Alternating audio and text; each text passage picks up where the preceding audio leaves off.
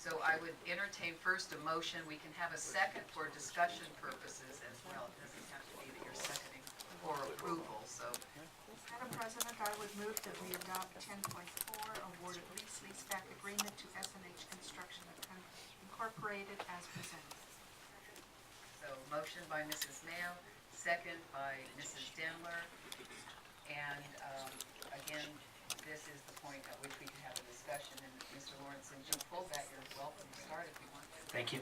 So why did we choose to do a leaseback? Can you give a little history of, in our district, when we've done leasebacks and how that's comparable to other districts?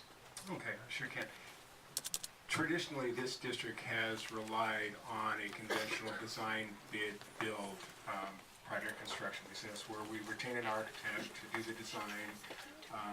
They put together a drawing and a set of specifications. We put it up for bid, and using that format, we are required to award the bid to the lowest responsible bidder.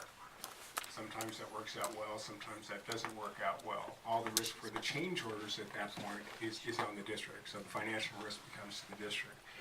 The lease-leaseback construction method is a little bit different. The way the 17406, the way the legislation wrote this up, the district would execute two leases. One, a site lease with the vendor. We would lease a particular project site to a vendor for no more than $1 a year. There is also a facility lease that is executed where the district then makes facility payments to the contractor, almost like progress payments in a traditional design bid build format, to the contractor until the project's completed. At that point, the term of the lease is terminated. It's over. During this entire process, title to the property, to the facility, remains with the district.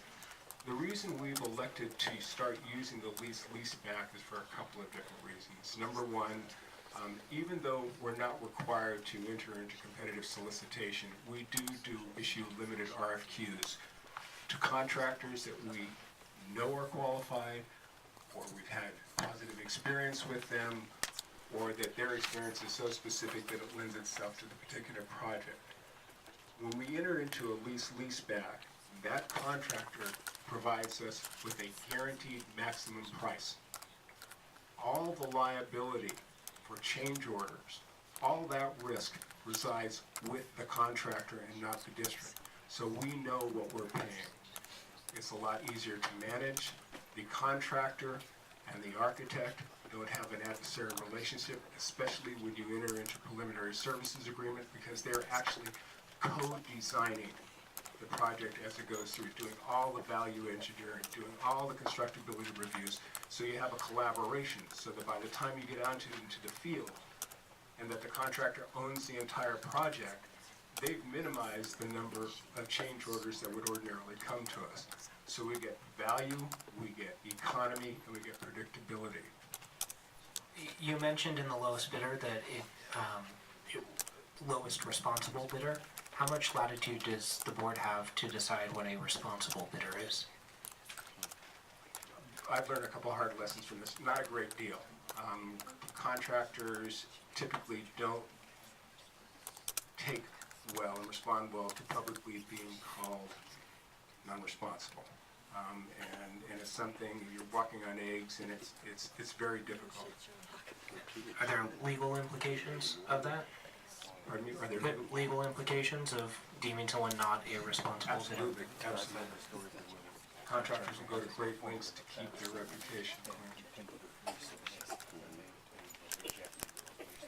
I myself did have a few questions on the lease-leaseback, in part because what I've been watching is Sweetwater Unified, and that's a district that right now has a massive scandal going on. I'm not saying Mount Diablo has that, but right now I believe what's happening in Sweetwater is challenging these lease-leasebacks. And they have actually, the board will love to hear this, 4 board members who have just been charged, along with a number of other district officials, for some real shady dealings under lease-leasebacks. And I'm not saying Mount Diablo is doing that at all. I don't even want to intimate that.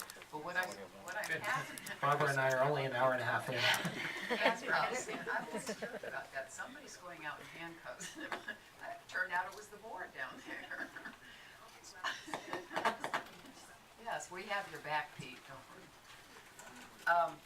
But my concern is right now, lease-leasebacks right now in our community are controversial. I'm sure you've seen the controversy about it. But I'm even more concerned about what I'm seeing in Sweetwater, which is a challenge right now.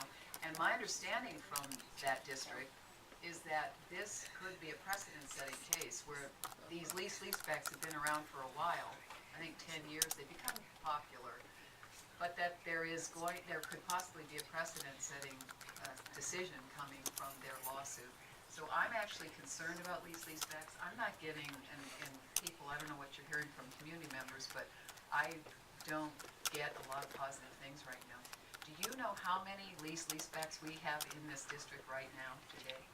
The only leaseback that the board has executed under my recent tenure is the one we did for Mount Diablo High School and Clayton Valley Charter, which was the recent chemistry buildings.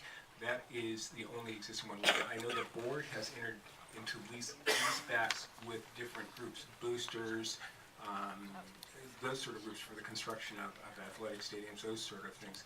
But the only one we have right now is the one at Clayton Valley and Mount Diablo. There has been a lot of conversation. There has been ever since the legislature approved this construction methodology, and some people accuse it's an end around the public bidding. And I think you're always going to hear that. One thing that we've talked about down in my shop maybe as a way to demonstrate not only due diligence but full disclosure is maybe we could do the same thing we do with the design bid build and provide the board with a bid summary that says, okay, these are the submittals we have, and this, sometimes it's going to be the lowest bidder, sometimes it won't, but at least then you can hold our feet to the fire saying, okay, why did you pick this person, and if it isn't the lowest bidder in a lease-leaseback, why not? What was your evaluative criteria? Why did you didn't award this?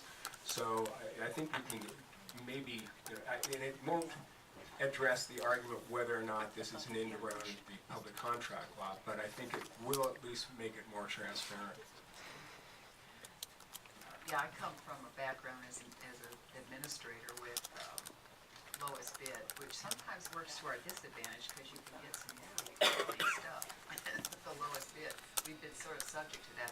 But I think right now these lease-leasebacks, to me, with the controversy going on, I mean, it's not Mount Diablo Unified, but there are about 6 or 8 pages of chronology of what's happened in Sweetwater around these, and the suspicion around just what you were saying, that districts aren't really looking out for the public interest. We're not necessarily entertaining the lowest bidder. We're not reassuring the public that we got the best deal for the lowest price, that deals were cut, and they are rife with examples, and that's not Mount Diablo, hopefully, but deals are being cut and gifts and payments, and so it's a large lawsuit right now that I am understanding could have ripple effects in the state from something that became popular that now is under some scrutiny.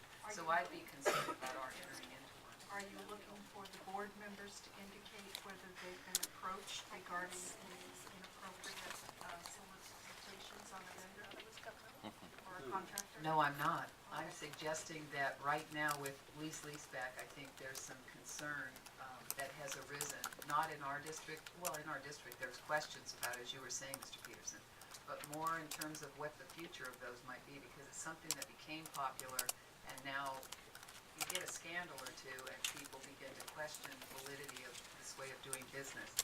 No, I'm not asking for anything, unless you want to share whatever you'd like to. So, in the event that this motion fails, Mr. Peterson, how long would it take for the staff to go out for a public bid process and return this to the board to get this project underway?